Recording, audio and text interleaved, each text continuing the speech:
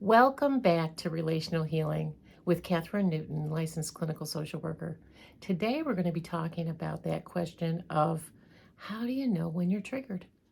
Such a good question because number one, if you don't know when you're triggered, you're going to be acting out all over the place. You're going to be having those $100 reactions to those 10-cent problems and then have those big messes to clean up afterwards. I hate those messes. Nobody wants to clean up messes. So it's really important, number one, that you figure out a tried and true method to tell whether or not you're activated. So number one method that I've learned myself is tell your story to somebody who's relatively healthy, in recovery, and who's a good friend of yours. And watch for their initial reaction, the reaction that they can't filter. And what you're going to see is they're either going to look at you without a whole lot of reaction and just kind of be interested in your story, or they're going to hop on board with you and match your intensity. And if they do not match your intensity, chances are you are triggered.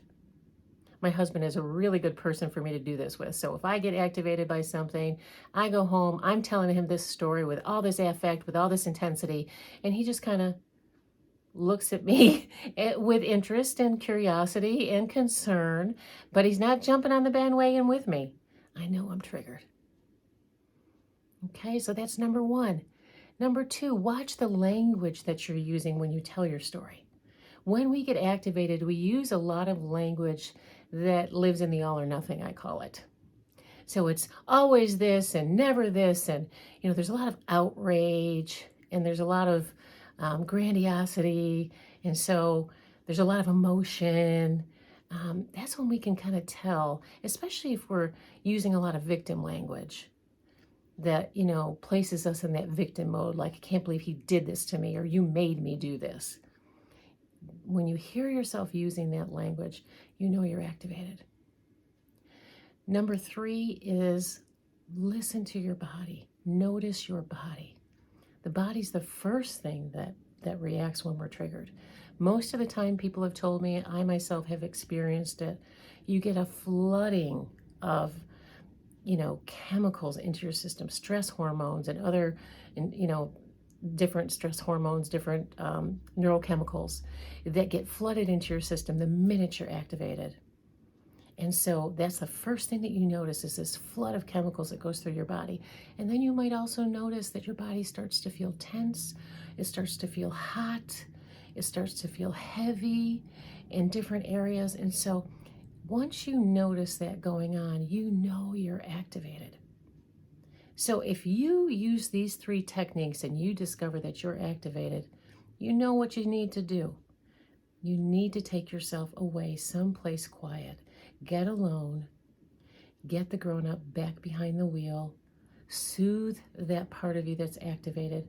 Calm that part down. Maybe spend some time providing grief support for that part.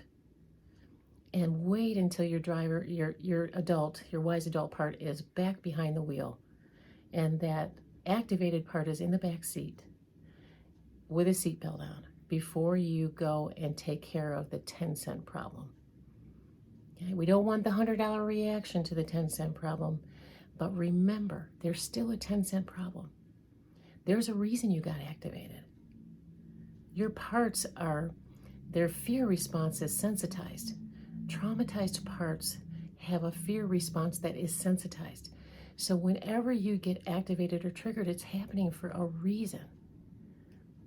The problem is the child parts don't have the adult present time orientation, so they react from the past. Once you get that adult part behind the wheel, then you can deal with the 10-cent problem. I hope that makes sense. I hope that's helpful. Please send questions, comment. If you like what you're hearing on this channel, just hit the like button, hit the subscribe button, and we'll be back to give you more content on dealing with complex PTSD on relational healing. Thanks and God bless.